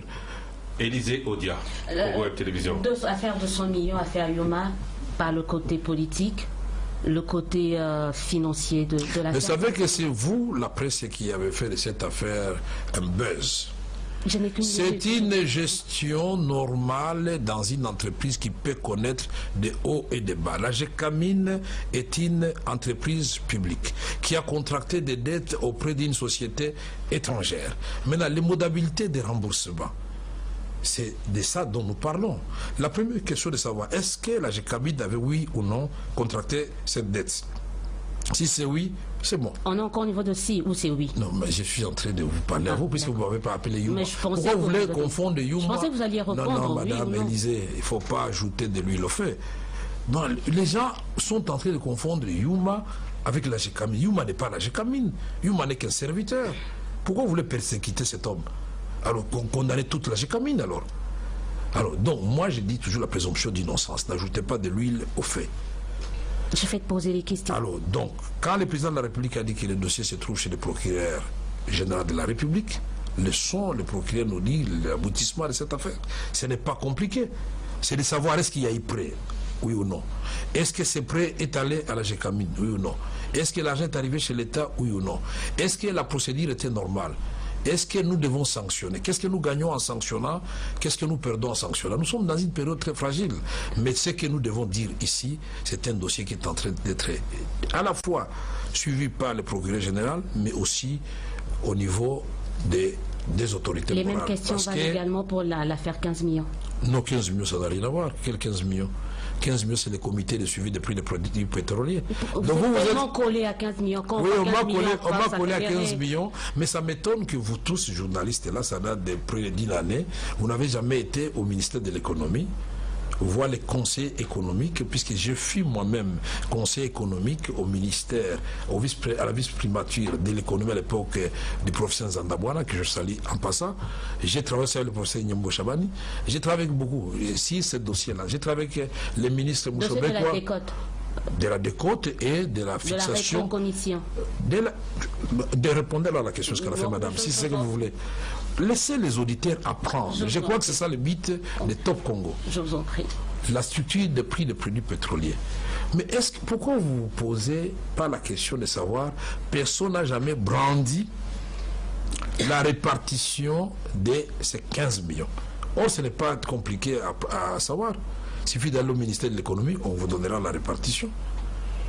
Aujourd'hui, quand il y a fixation des prix, la parafiscalité, quand on parle des prix ou des taxes qui doivent revenir pour des fonds stratégiques, les stocks stratégiques, tout ça. Mais allez creuser là-dedans. Donc 15 millions pour moi, c'est l'affaire de l'État, dans l'État, et comme le président de la République, homme de droit, a dit, écoutez, la meilleure façon peut-être de laver mon directeur de cabinet, c'est de confier ce dossier au procureur général de la République. Moi, je ne fais plus de commentaires en ce qui me concerne personnellement. Mais ce que je dois dire, vous ne verrez pas mon nom dans cette répartition. C'est le nom des institutions qui sont là-dedans. Merci Thierry Kambundi et Eric Ambago Top Congo FM. Merci Eric Chikouma de Zoomeko. Merci à Israël Moutala de Congo Web Télévision et ainsi qu'à notre liste Israël Moutala de 7sur7.cd et Élisée Odia de Congo Web Télévision. Je vais y arriver. Merci à vous d'avoir été avec nous. Merci Monsieur Vital Kamere d'avoir accepté. C'est plus d'1h30. On conclut. Vous êtes le directeur de cabinet allié du président de la République. Est-ce que vous connaissez les résultats du président de la République dans sa circonscription? Dans sa circonscription électorale, moi je ne suis pas à la CENI. Je ne suis pas à la CENI, mais tout ce qui est vrai, c'est que le président vous ne vous en êtes pas soucié? Non, non. Cela ne vous gêne pas parce que certains font toujours valoir leur victoire face à un président qui est certain d'avoir été élu, mais qui ne connaît pas forcément ses propres chiffres? Non, nous avions toute une cellule électorale qui suivait heure par heure les résultats qui tombaient dans chaque circonscription. Et le président de la République était premier certainement. Là, il n'y a pas de problème. Vous manquez de questions maintenant? Non, non, vous êtes content de la CENI donc. La CENI, on n'y touche pas. Ce n'est pas une question d'être content. La CENI attend être remplacée. Qu'est-ce que vous attendez? Parce que c'est-à-dire la loi de 2011, la loi organique qui avait été constituée, a fait de la CENI et lui a donné un chapeau comme un conseil d'administration. Maintenant, nous allons voir, est-ce que c'est une question d'hommes, de structures, de lois? Nous pensons plutôt que c'est une question de faire le bon choix des hommes et nous avançons et c'est ce qui sera fait. Donc pour les élections locales, on peut s'attendre à ce que les résultats soient annoncés par Corneille Nangaa? Non, ça ne sera pas comme ça. On n'a pas dit Corneille Nangaa attend son remplaçant. Ça va faire 8 mois. Hein? Oui. Ce n'est pas grave, une grossesse fait 9 mois. Pas grave. Les élections locales en 2023? En 2020? Sinon, je vais tomber dans la remarque de Mme Élisée. Je ne peux pas prendre les attributions qui ne sont pas les miennes. Oui, mais si en 2020, on n'a pas les élections locales... Appelez les vice-premiers ministres de l'Intérieur à son tour, qui viennent dans le top 13. Si on a top presse. Top presse. Si en 2020, on n'a pas d'élections locales, on aura... Non, il n'y a pas de si. Appelez les vice-premiers ministres, je peux faire la commission pour vous, pour qu'ils viennent au top 13. Donc vous ne répondez... Presse. Donc vous ne répondez... Excusez-moi. Monsieur le caméra. Donc vous ne répondez plus maintenant aux questions qui ne vous concernent pas. Ah bon, non. Dans cette émission. Qui a dit ça? Non, je vous pose la question. Je voudrais respecter la discipline des attributions des uns et des autres. D'accord, alors parlons de Vital Kamere. Oui, c'est la fin de l'émission. Parlons de Vital Kamere. Lors d'un récent séjour à New York, le président Félix Tshisekedi a dit qu'en 2023, votre accord, c'est que le prochain candidat président de la République du Cache, c'est vous. Ah, il l'a dit. Il l'a dit. Ok, s'il l'a dit, c'est bien. Vous confirmez? Non, s'il l'a dit, on ne discute pas. Vous connaissez vos accords? On ne commente pas les paroles du président. Je ne parle pas du président de la République, je parle de votre allié. C'est dans vos accords, vous êtes candidat en 2023? Non, nous, ce qui nous préoccupe maintenant, le président et moi-même, l'IDPS et l'INC, c'est que nous fassions de ce premier mandat du Cache un succès total sur le plan des réponses attendues par le peuple congolais. Les restes, pour moi, ça ne compte. Vous préparez donc la victoire de 2023? Non, nous préparons la victoire sociale du peuple congolais. La victoire sociale, la victoire sécuritaire, la victoire sur tout le plan du peuple congolais.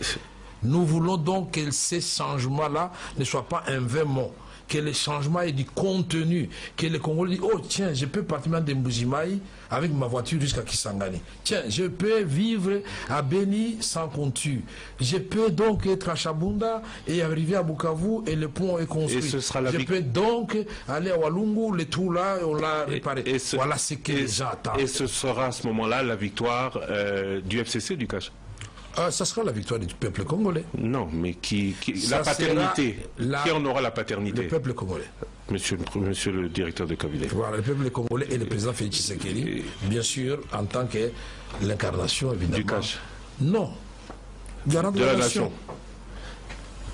Et cela facilitera la candidature à l'élection présidentielle de Vital Kamerhe. Non. Vous ne savez pas dire oui, vous ne savez pas dire non. Donc on ne peut plus. Non, c'est pas que c'est pas dire oui ou non. On ne peut pas avoir. Je suis concentré et obsédé par les changements maintenant. On ne peut pas avoir. Je vous ai dit, nous ne voulons plus de promesses. Je n'aime pas que vous parlez de 2023, parce que nous voulons d'abord changer maintenant. On ne peut pas avoir. Comment voulez-vous parler de 2023 si maintenant, là, nous n'arrivons pas à terminer toutes les préoccupations du peuple congolais? Mais en toute transparence, en toute redevabilité, c'est vos maîtres mots, cela a été vos maîtres mots dans toute l'émission. Vous savez nous dire si l'accord prévoit bien que ce soit Vital Kamerhe qui sera soutenu. Christian, je tiens d'abord à vous remercier pour l'occasion que vous m'avez donnée de m'adresser à tous les auditeurs de Top Congo. Mais je profite de cette occasion pour faire une première, il faut le souligner. Je tiens aussi à remercier Vital Kamerhe, car le candidat UNC en coalition avec le CACH en 2018 avait annoncé que tous les 3 mois ils allaient faire un point de presse, mais que pour la première fois dans un média congolais, ils ont choisi Top Congo. Sincèrement, je vous en remercie, parce que vous avez plus l'habitude d'aller sur les médias étrangers. Merci beaucoup. Mais je voudrais aussi dire à tout le monde, FCC, CACH, opposition, société civile, nous sommes tous les hommes, les femmes et les enfants de ce pays. Nous avons un grand pays, 2 345 000 km². Un pays qui a la 2e forêt du monde. Un pays qui a 54% de toutes les eaux d'Afrique. Un pays qui a 13% de toutes les eaux du monde. Un pays qui a une surface cultivable comparable à la Chine et qui peut donc nourrir l'humanité en ce qui concerne son déficit 2 fois. Un pays qui a Inga, et plus Inga, vous êtes à plus de 100 000 mégawatts, qui peut éclairer l'Afrique, l'Afrique, une partie de l'Asie d'ici de ouest, une partie de l'Europe méditerranéenne. Nous avons un pays merveilleux où nous trouvons le sous-sol riche et le sol riche. Alors, ce qui nous manquait, nous l'avons. Un leadership exemplaire. Mais ce qui manque encore, que nous devons faire suffisamment, c'est de construire l'État dans toutes ses prérogatives régaliennes. Une armée républicaine, prête à répondre à toute provocation et à sécuriser le territoire national. Une politique professionnelle, une police professionnelle qui protège les Congolaises et les Congolais, tous ceux qui ont choisi le Congo comme leur seconde patrie ou leur point de passage. Une justice qui est la colonne vertébrale de l'état de droit, pas une justice des riches contre les pauvres, pas une justice des corrompus, ni une administration bien rémunérée, bien organisée et qui peut en cas de crise remplacer le gouvernement comme c'est le cas souvent en Italie. Ce Congo-là, des rêves de Lumumba, de la prophétie de Simon Kimbangu et aujourd'hui de la concrétisation de Félix Tshisekedi est possible et je vous remercie. Merci beaucoup, très beau pays hein, en effet. Juste une question. Encore une question. Des hommes des médias ou un constat. Vous allez continuer à pratiquer les médias étrangers au détriment des médias congolais qui payent leurs impôts, qui vous suivent au quotidien? Ça, c'est une question maintenant. C'est pas guéguerre, non, c'est pas du tout guéguerre. C'est pas que vous aussi, les médias, vous étiez divisés. C'est pas du tout. Non, je pense que c'est seulement au niveau des politiciens. Non, nous ne sommes pas. Alors, je vais vous trouver un facilitateur pour qu'il y ait équilibre favorable par rapport aux médias nationaux. Ça veut dire un ensemble médias étrangers. Non, c'est-à-dire nous allons faire en sorte que vous, les médias nationaux, qui étaient là, quand vous toquez à nos portes, elles soient ouvertes. Et les correspondants des médias étrangers qui sont chez nous, la même chose, ils viennent.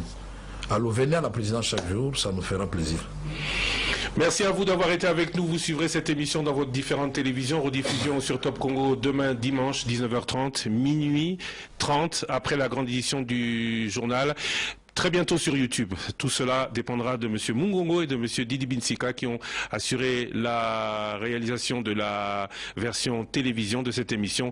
La technique audio a été réalisée par Miguel Mena. Prochain rendez-vous avec le Top Presse la semaine prochaine. Demain, on reçoit en face à face, je reçois en face à face un représentant du FCC, les alliés du cash que nous avons reçu aujourd'hui. À très bientôt. Non, rien. C'est bien, si vous avez. Ce sont des Congolais, nous sommes tous Congolais. Et œuvrons, tant que nous travaillons tous pour la vision du président de la République, le programme du Premier ministre, nous allons nous entendre. C'est tout, l'affaire est terminée. Je vous promets, je ne dis plus rien. Ce n'est pas une question de religion.